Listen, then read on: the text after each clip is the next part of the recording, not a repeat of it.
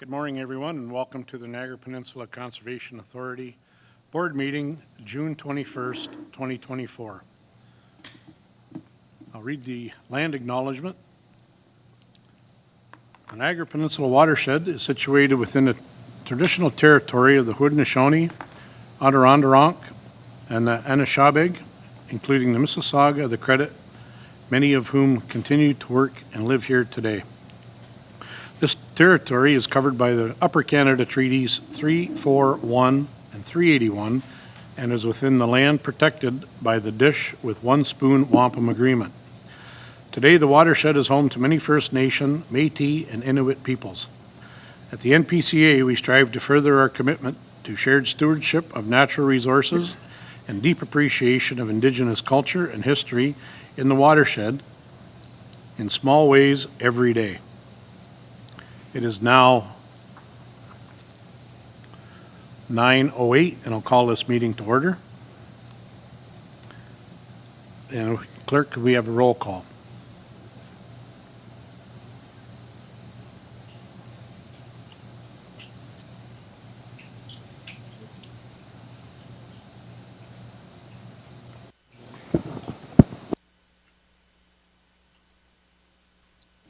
Chair Metcalf. Present. Member Beatty. Member Clark. Member Cridland. Present. Member Foster. Member Grant. Present. Member Hewson. Present. Member O'Neill. Member Seaborn. Present. And Member Tattison. Perfect timing.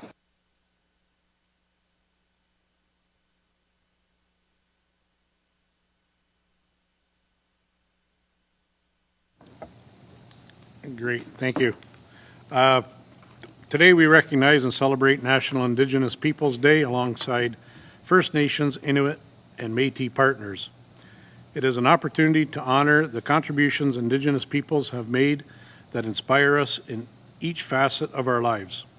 Indigenous ways of knowing, learning, and doing provide invaluable support in advancing the vision here at the NPCA. We continue to commit ourselves to learning from our partners and seeking opportunities to advance our shared land and water stewardship efforts within the Niagara Peninsula watershed. To honor this commitment, I am pleased to share that staff have connected with the Moccasin Identifier Project to explore the installation and presentation at one of our conservation areas.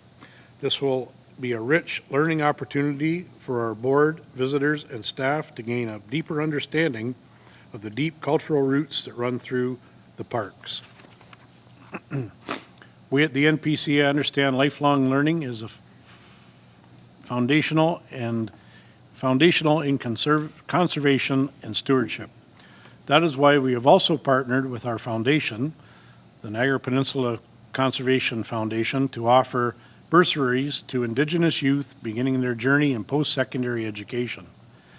It is a small token of our appreciation for the passionate students who are determined to advance the values shared by both authority and the foundation. I'll invite Foundation Chair Diana Hewson to speak on this initiative. Diana? Thank you, Chair Metcalf. The Foundation is looking forward to the launch of a new Indigenous youth education bursary, with the first round of bursaries being issued in 2025. Staff are connecting with aligned partners and communities to develop application and award process that will best meet the needs of Indigenous students within the watershed. We look forward to providing more details as this collaboration moves forward. Today is a day to celebrate and reflect on the rich culture and impact our Indigenous neighbours have had throughout the watershed, and to invest in a collaborative future. Conservation efforts are rooted in Indigenous ways of knowing, and we are grateful to continue this journey side by side. We're eager to support students as they embark on their learning journey, and will continue to seek out opportunities to learn from them as well. Thank you. That's great, Diana. Congratulations. Next up is the approval of the agenda. First item of business is approval of the agenda, and there are any proposed changes.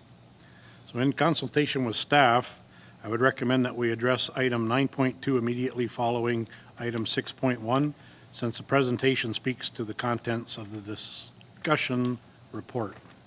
Can I get a mover and seconder of the motion to approve the agenda with these proposed changes? So moved by Member Beatty, second by Member Seaborn. All in favor? See, that's carried unanimous, none opposed. Thank you.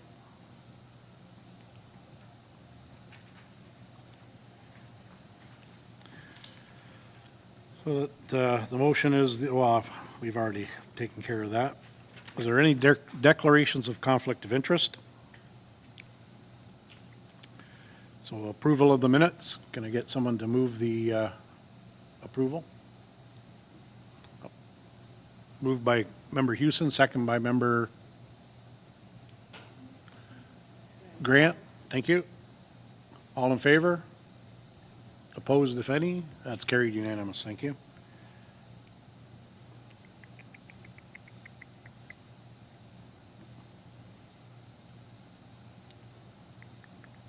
So the motion that the minutes of the full board meeting be approved. Thank you.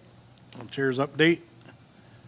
It is my understanding that we have new staff at the NPCA joining us. I'd like to yield the floor to CAO Sharma to introduce our new Manager of Communications and Public Relations.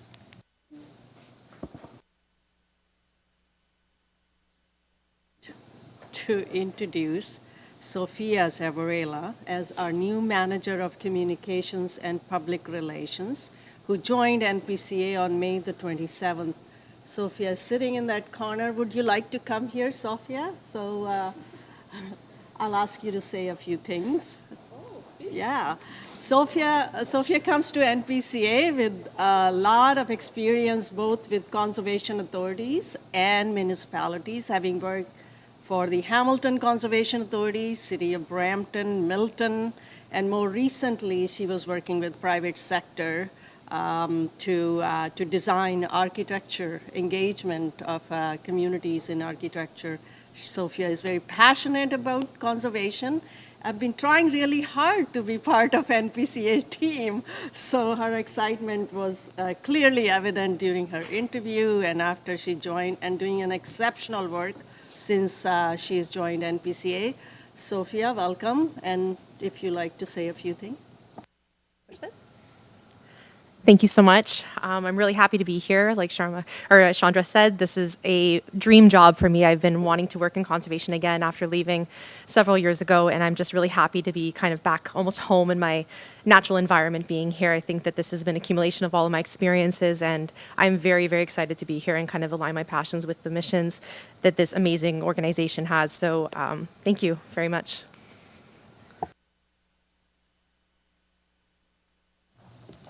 Thanks, Chandra, and thanks, Sophia. Looking forward to working with you. Great.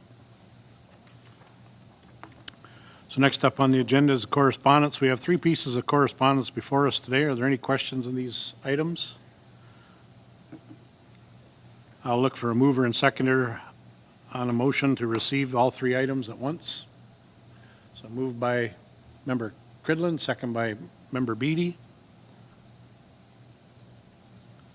And that the following correspondence be received at the June 21st, 2024 full board authority meeting be received. All in favor? Opposed, if any? That's carried unanimous. Thank you. And we'll move into presentations. Today we have on 6.1, 2023 Annual Water Quality Report. We have the presentation coming forward today. I'd like to welcome our Water Quality Specialist, Eric Agostino, and Josh Diamond, Manager Watershed Monitoring and Reporting, to the podium to provide the results of the NPCA's Annual Water Quality Monitoring Report. So.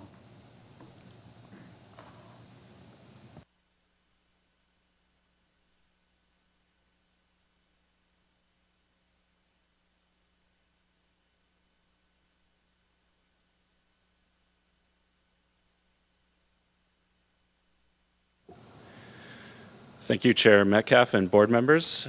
My name is Eric Augustino. I'm the Water Quality Specialist here at the Niagara Peninsula Conservation Authority.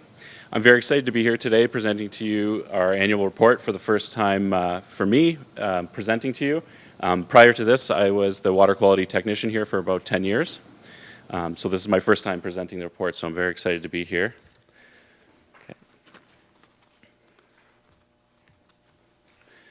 Okay, so the water quality program has been implemented since 2001 with the goals to assess water quality in local watersheds, surface water quality, and groundwater quality.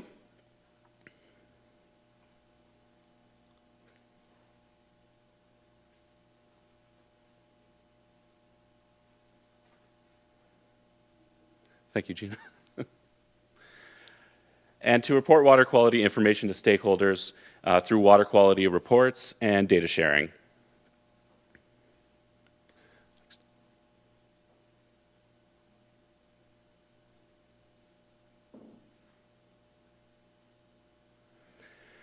So in the water quality, the NPCA looks at a variety of parameters. The main parameters that we report on in our annual report are chloride, phosphorus, nitrate, suspended solids, E. coli, a variety of metals, and our biological program looks at the benthic animals that live in the water, and that's an example of one right there. Next. This is a map of the water quality index for the data for the period of 2019 to 2023. As you can see, we have red dots, which are poor water quality. There's marginal in yellow, fair, green, and good in blue. And we have no excellent, so that's not reflected in the map. Okay, next. So this is how we report on the water quality data in the annual report using a box plot. So this example here is the Welland River watershed chloride concentrations from 2019 to 2023. On the left-hand side, we have the headwaters of the Welland River, and as you move towards the other end of the chart, you go downstream to the lower Welland River. As you can see, you can see an evident trend as you go through the watershed where you see the headwaters with low chloride concentrations, and then you get to the Hamilton Airport where you have a spike, and then around Binbrook where you have the influence of road salt used on Highway 56. And as you go through to the lower Welland River, there's less and less chloride. And that's due to predominantly agricultural watersheds in the central Welland River, and then the lower Welland River influenced by the Niagara River. Okay, next. So what's the water quality results telling us? Well, we have exceedances in total phosphorus across the watershed, E. coli, low dissolved oxygen during the summer months, as you can see in the chart in the bottom left, and we have a lot of chloride issues as well. Next. So good news, in the water quality report, we have 15 sites with improved water quality index rating. We found decreasing total phosphorus, total suspended solids, and E. coli in the upper Welland River in the Hamilton area. We found decreasing total suspended solids at 25 sites across the watershed during this time period as well. Some ongoing issues, we had 3 sites decrease in water quality index rating. Chloride increased at 25 sites. We noticed this mostly around the QEW, the drains to Lake Ontario. And total phosphorus increase in some of the Lake Erie North Shore and Lake Ontario South Shore tributaries as well. Next. So moving on to our groundwater monitoring program. This is our groundwater, this is a map of our groundwater monitoring sites. In looks like orange or red is the NPCA's network, and then in black we have the provincial network, provincial groundwater monitoring network. So in total we have around 40 wells across the watershed, which are sampled annually, and a select few which are sampled in the spring as well. Next slide. So what is the groundwater telling us? Water quality at most NPCA wells meets the Ontario Drinking Waters guidelines with a few exceedances, but most exceedances are attributed to natural occurrences in the groundwater. Okay. So how do we improve water quality? We have many strategies that we can implement. Best management practices. So we have an example here at top left is manure storage, and below that we see a riparian planting. So these are some best management practices that we encourage landowners to implement. to improve water quality and protect the streams and rivers. In the middle is a flyer for our well decommissioning program. So we have a grant program. We encourage landowners to decommission wells, and that'll help protect groundwater so that surface water doesn't influence groundwater. And then we also support research. So we have ongoing research projects with Brock University and University of Guelph. We've recently started with the University of Guelph a SWOT analysis to model nutrients and sediments in the Welland River. And the Brock research project was a nutrient study in the Lake Erie tributaries. Next. Another way we do this is by track downs. So this is an example of one here. We have Josh Diamond out sampling in the creeks. We get the water quality results back on the top right. I have highlighted there a few very high exceedances for E. coli. So we see that and we think to ourselves, what's going on there is, maybe potentially human influence. Maybe there's something we can investigate and bring to a municipality and get fixed. So we go out and we find where the water's coming from at the bottom right. That's Josh Diamond sampling and outflow there. For what we do is a DNA track down. So on the bottom left, highlighted is human DNA. So it was, in fact, human DNA in this case. And then we just follow up with the municipality and the ministries, and they are working towards solutions now and have been working towards a solution for a while now to fix this problem. And so that's one way we improve water quality is to inform by doing track downs like this. Next. And then integrated watershed monitoring. So this is something we're moving towards in the future. We have on the left is a water quantity station, a gauge station that our teams upkeep. This is to measure precipitation, flow, and water levels. And in the middle is an example of a water quality sensor that we would deploy. This goes into the creek at one of these gauge stations. So we have water quality and water quantity data for these locations. And then we are also looking to include some new monitoring into our program. So on the right is an example of electrofishing. This is from a training course, a picture from a training course our staff took recently. We are looking to implement regular fish monitoring into our program, as well as other things such as geomorphological assessments of creeks and streams, and terrestrial monitoring as well. So by using an integrated monitoring, we can we can work to find more strategies to improve water quality by learning more about what's going on in the creeks and around the creeks as well. Next. So our data, this is an example of just some of the many ways that our data gets used. We have environmental consulting, we have academic institutions, internal and external stakeholders. So our data gets used a lot by a variety of people. We respond to a lot of data requests throughout the year. Next. So just a little wrap up for you. 730 surface water samples were collected last year, 41 groundwater samples. We responded to 37 data requests.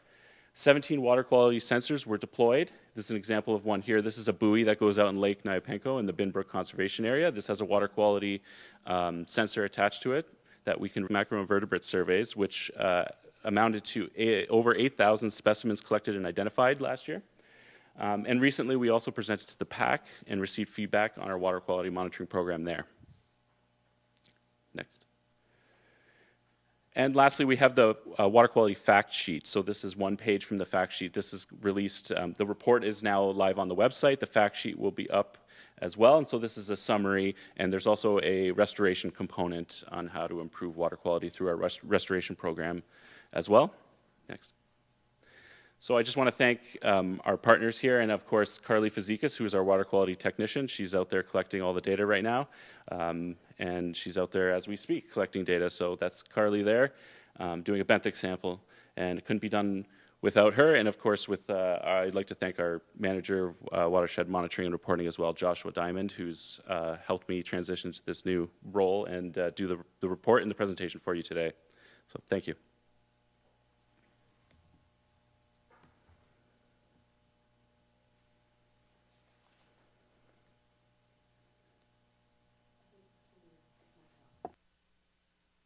There we go.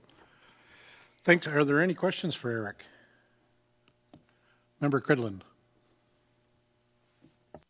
Thank you. Through you, Chair. First of all, congratulations on your great presentation, Eric. That was very thorough and kept having answers throughout the whole presentation that I was making notes on the well decommissioning grants, and wanting to make sure we're doing anything we can to maximize that. I know we have member Grant on the board, and certainly rurally this is something that we just have to get the message out there that this is well supported by the Conservation Authority, and it would seem with two we would have a lot more capacity for uptake on that one file.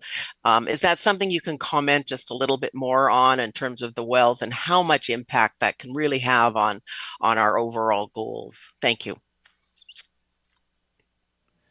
Through you, Chair, to Member Cridlin, thank you for the question. Yeah, the well decommissioning program, from year to year, we can get anywhere from 2 to 5. We've had many more in some years. It's just simply as much as people will reach out to us. We do advertise the program. So unfortunately, we just have to wait for landowners to come to us with a project. Thank you. Are there any more questions for Eric? Oh, I gotta turn my head the other way. Member Hewson. Thank you. Yeah, turn your head this way once in a while. Thank you for the presentation. I had the same questions about the well, so I'm glad that Member Cridlin asked it. But I'm wondering if you could talk a bit more about how our agricultural sector, you said it had an impact on the water quality, and I'm just curious if you could elaborate a bit on what is it practices on the field? Are there other things that are happening? I'm curious how, what are the levers there that we could help influence in terms of trying to make an impact with that sector? Through the chair, thank you for the question. Certainly, we do see a lot of agricultural influence on our watershed, but that's primarily due to the fact that our watershed is primarily agriculture. So it's not only agriculture. We do see impacts from urban areas, of course, but agriculturally, we see a lot of nutrient impact from fertilizers and things of that nature that run off into the creek, especially during rain events. And then we also find during the winter when there's no when there is less vegetation on the land to kind of soak up all of that as well. We do get a lot of input into the watersheds.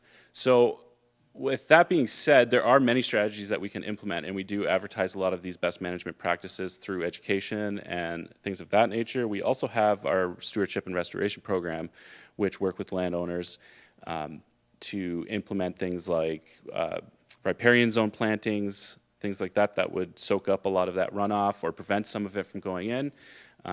So there are a lot of strategies in that way to improve water quality. So just to follow, in terms of, so I hear what you're saying about changing the environment to maybe mitigate some of the runoff, but in terms of fertilizer, is it, like if there was a shift more to maybe organic additive to the soil, would that be a solution to trying to mitigate some of the fertilizer impacts? Yes. So there are probably strategies along those lines. That's not something I can comment on, and it's not really something that I would tell a landowner to do myself. I do really just encourage, the practices like keeping cattle away from the creek and things like that. And then you also mentioned the QEW. So how does that contribute to water quality? Thank you for the question. Yeah, the QEW, obviously, with road salt is a big impact. That's what we see when I was talking about the chloride concentrations. This is something that is seen around the world. Unfortunately, chloride levels have been increasing in a lot of urban areas. That's something that the strategies that the municipalities have been trying to implement strategies to use less. There's also other things that can be applied to roadsides other than road salts that can help reduce the buildup of ice or snow in the colder months. Unfortunately, that's just something that we're seeing across the watersheds and other jurisdictions. Okay, and I also note you said that there were 15 sites that saw an improved water quality, so that's certainly a success. Thank you very much. Thank you. Are there any more? We have Member Cridland. Thank you. Through you, Chair. If I may ask another question then.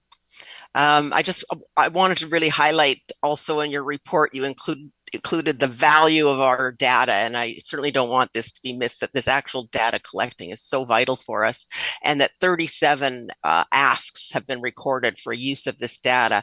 I'm sure you've got lots of story behind those 37 asks, but maybe at some future report or some way we could find out how those other users are benefiting from our data. That would just be another way to enhance the value of all the work that we're doing.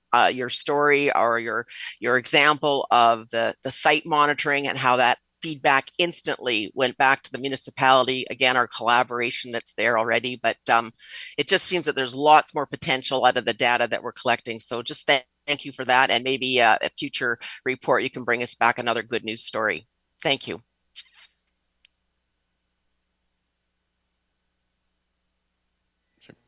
Yes, through you, Chair. Thank you for that comment. And yeah, as I did mention briefly in the presentation, we do have really wide variety. One of the big things that we've seen recently is a lot of student projects.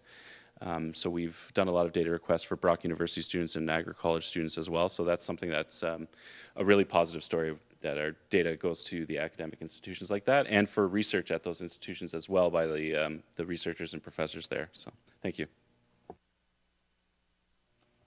Great. Are there any more questions for Eric? Well, thank you for your insightful presentation, Eric, and the amount of work that your team puts into the monitoring and reporting program is quite impressive. So I just have one comment. Do we share our information with the Ontario Ministry of Agriculture and Rural Affairs? We do with natural resources, but I'm wondering if that information goes there as well. Yes, thank you, Chair, for your question. I might defer to Josh Diamond on this one, if that's all right. Through the Chair, we do send it out to a number of our partners. In terms of OMAFRA, it's usually technical staff it goes to, not like the ministry directly. It would be our contact list within that we have internally that we would send. Sometimes it does go to, say, the agency as a whole, but we do send it to technical field staff that we feel are valuable in the case of OMAFRA, but it could be at different agencies as well. Great, thanks, Josh. Yeah, just as long as the agriculture industry or whatever is aware of what's going on out there with our monitoring. So great. So I have a motion that the presentation 2023 annual water quality monitoring report be received. Need a mover and seconder. Moved by Member Grant, second by Member Taddison. All in favor? Opposed, if any? That's carried unanimous. Thank you.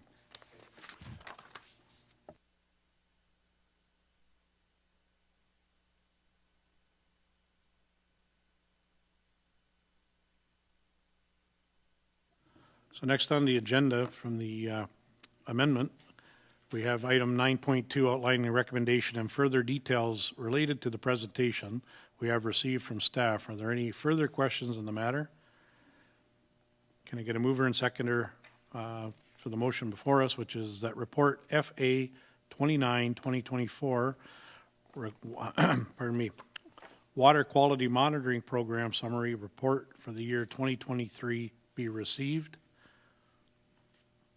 and that the Water Quality Fact Sheet 2023 be received, and that actions identified herein to inform municipality stakeholders and public about the report findings and best practices to improve local water quality be implemented, and further that a copy of this be circulated to the NPCA watershed municipalities, Ministry of Natural Resources and Forestry, Ministry of the Environment and Parks, and the Federal Ministry of the Environment and Climate Change Canada. So I'm going to have a mover and seconder to get that on the floor. Moved by Member Seaborn, second by Member Cridland. All in favor? Opposed, if any? That's carried unanimous. Thank you. We have no delegations. scheduled for today, so we'll move on to motions of consent. Consent items, report FA 30-2024, compliance and enforcement, Q1 statistics for 2024. We have compliance and enforcement statistics from the first quarter of 2024 before us in a report, FA 30-2024. I'll invite the manager to speak on the first quarter.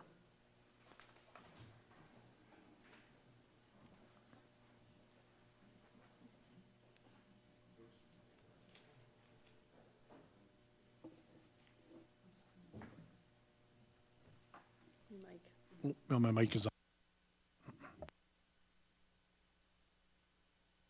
on. Thank you through the chair. With me is Manager Jason Culp of Compliance and Enforcement. This is the Q1 report showing continued trends towards increases of complaints, but also shows the great work our team has been doing in improving processes to respond to those complaints. So if there are any questions, Jason and I can field those from the board. Thank you.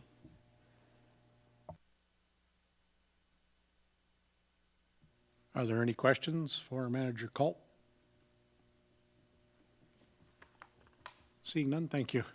Jason?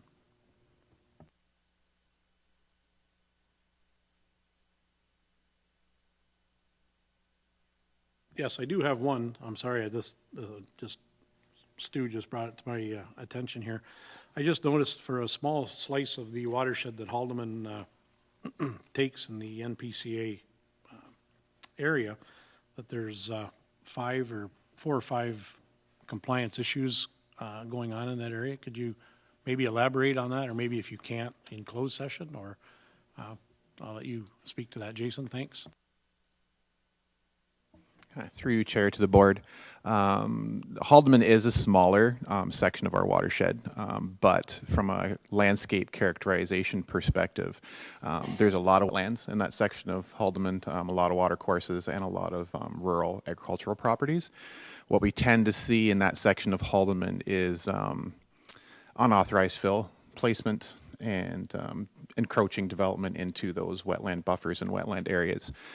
What we saw the first quarter was we had a very mild winter, so most of the complaints in that Haldeman area were actually generated, they were flooding complaints primarily because of the event we had in January, and then subsequent,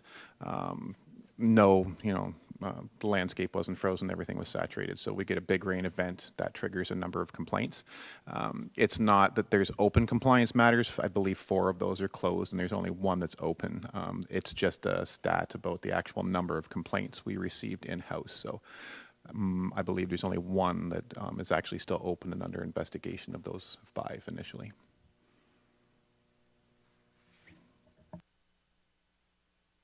Great, thanks, Jason. Yes, received numerous calls on illegal dumping of fill coming from other jurisdictions. We do have bylaws in place in Haldeman, but when they're done after hours or on the weekends or illegally through the evenings, it's difficult to catch the culprits in action. But it's quite an ongoing problem we have in Haldeman, and so thank you, Jason, for that. Are there any more questions for Jason?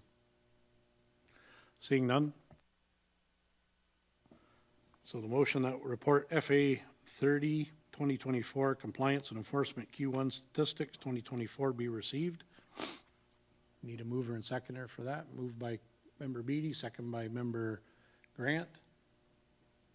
All in favor? Opposed, if any? That's carried unanimous. Thank you.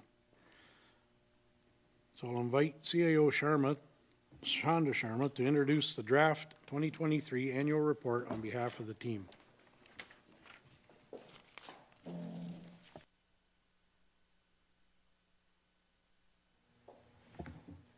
Thank you, Chair Metcalf and board members. Really pleased to introduce the work of exceptional work of NPCA staff highlighted in our 2023 annual report. The theme of this year's annual report is driving collective impact naturally, aligned with our strategic plan It highlights our commitment as an organization that thrives in collaboration in advancing regional solutions. 2023 was a tremendous year of growth for the NPCA, growth in our partnerships, growth in our programs and initiatives, our staff development, and of course, growth in our commitment to protect natural resources we all cherish deeply in this watershed.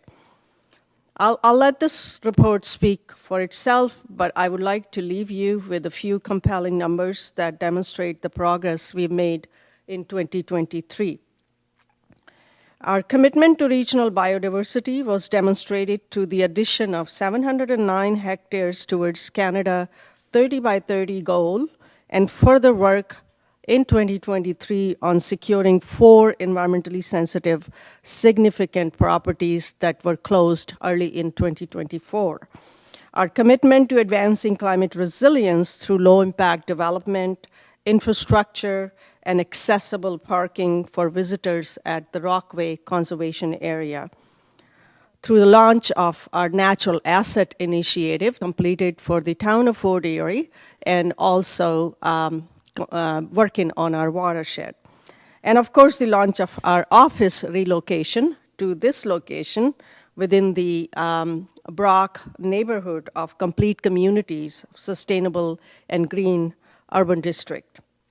We also saw a 45% increase in day use visitors at our parks, and also through our passive parks, we've seen an increase to about half a million visitors in our passive parks.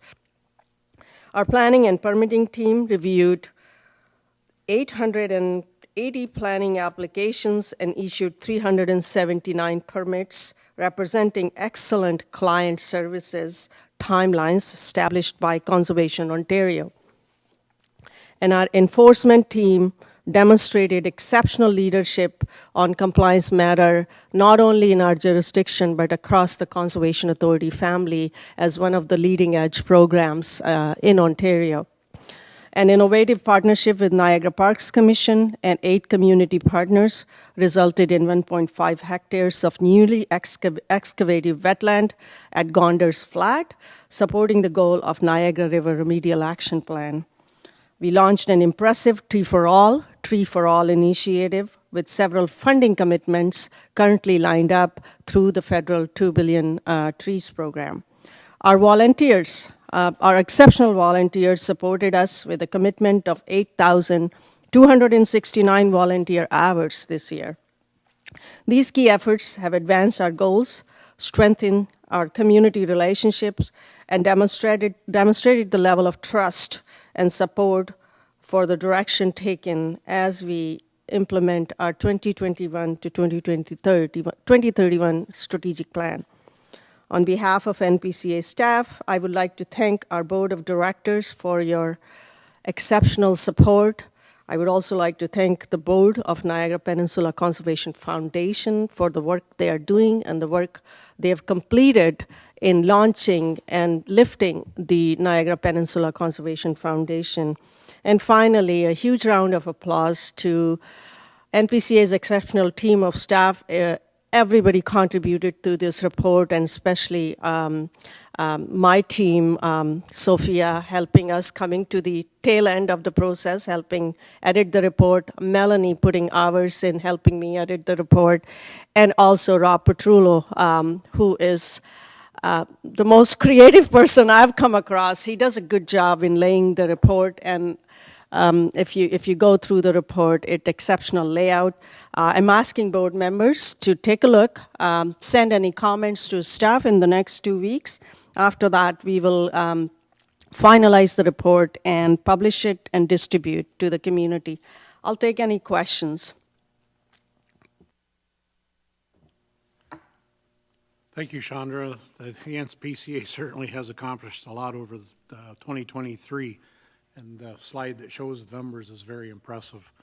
I look forward to what we can do in the next year as well. So thank you very much. Do any members have questions for Chandra with the report? Member Houston. Surprise, surprise. I have a question.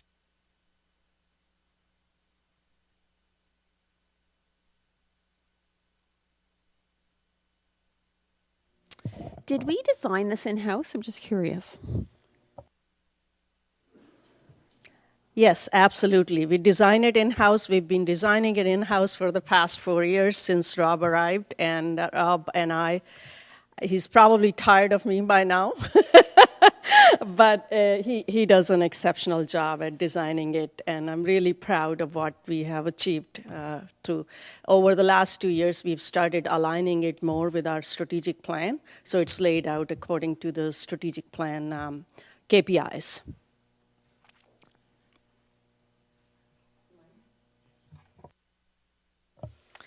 As someone with a communications background, I can tell you I really appreciate the visual presentation of the information. I think it looks fantastic. And I did notice the alignment with our strategic objectives and putting in, what we've accomplished and where we want to head in the future. I think that is a great way to showcase the organization in terms of being focused and what our priorities are. So I guess my comments are just congratulations. It looks great, and I think staff did a really good job.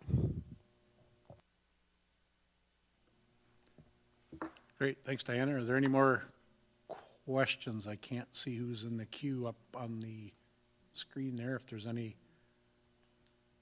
just a second here.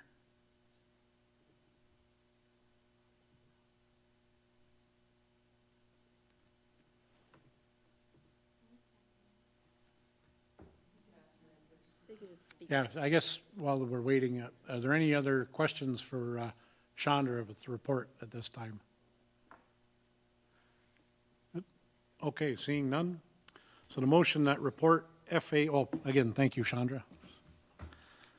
So the motion that we have is that report FA 31 2024 draft 2023 annual report be received, and that draft 2023 annual report be approved, and further that the final report be published online and distributed to participating municipalities, government agencies, community stakeholders, and the Public Advisory Committee, Drinking Source Water Protection Committee, and the public in various media formats. So can I have a mover and seconder to get that on the floor? Moved by Member Hewson, second. Member Grant. Thank you. So call the vote. All in favor? Opposed, if any, and that's carried unanimously. Thank you. So we'll go on to 10.1 committee reports. Governance committee minutes dated May 17th, 2024. We have the minutes from the two committees for receipt today. Can I get a mover and seconder to receive the governance committee minutes? Moved by Vice Chair Beatty, seconded by Member Quidlin. Thank you. Are there any comments or questions? Seeing none, so I'll call the vote. All in favor? Opposed, if any, and that is carried unanimously. Thank you. We have 10.1 Public Advisory Committee minutes dated May 28, 2024. If there are no questions about the minutes provided, I'll look for a mover and seconder to receive these minutes as well. So moved by Member Seaborn, seconder Member Taddison. Thank you. Are there any comments, questions to the reports? Thank you. So we'll call the vote. All in favor? Opposed, if any? Seeing none, that's carried unanimously. So motions, are there any motions brought forward to the board's considerations today? No motions brought forward. Seeing none. So we have moved on to new business, verbal update, Niagara Peninsula Conservation Authority Foundation. And so for the start of new business, I'll turn it over to Member Hewson to provide an update from the foundation. Thank you, Chair. There was a number of activities that the foundation underwent. Probably the most important one was we held our AGM on May 30th, and we welcomed a new board member, Adam Schultz. I'm not sure if you're familiar with Adam. He's a bit of a local celebrity in Pelham. He's an author. He does a lot of what would you call it, excursions out in nature for the Geographical Society, and he brings some really interesting background to the board, and he also is really interested in helping us achieve more land acquisition work. So we welcomed him onto the board recently. We were also a dinner sponsor at the GNCC Niagara Business Achievement Awards, June 13th. There was great representation from the business community, and I think the NPCF got some great exposure in terms of relaunching the foundation and letting them know that we're available for partnerships if there's an interest in aligning some of their corporate, perhaps ESG or environmental interests with what we're trying to accomplish for the authority. We also had our first fundraising campaign committee meeting since the AGM on June 13th and welcomed Mark Tannison. Welcome, Mark. We do have Your TV interview on June 24th. As we mentioned earlier, there's a new Indigenous bursary program that we're going to be talking about on June 26th, and we had, that's being developed, and we have our awards committee meeting on June 26th. And the Comfort Maple Pens continue to be offered. They will also be offered to the winners of the Pelham Communities in Bloom that's happening in July. So that's it. Thank you. Very impressive. Thank you, Diana. Lots of good things happening at the foundation. So are there any questions for Member Houston at this time regarding the foundation? Great. So seeing none, I just thank you again. So at this time, we're going to move into closed session. We won't be coming back into to open. So thank you for joining us this morning.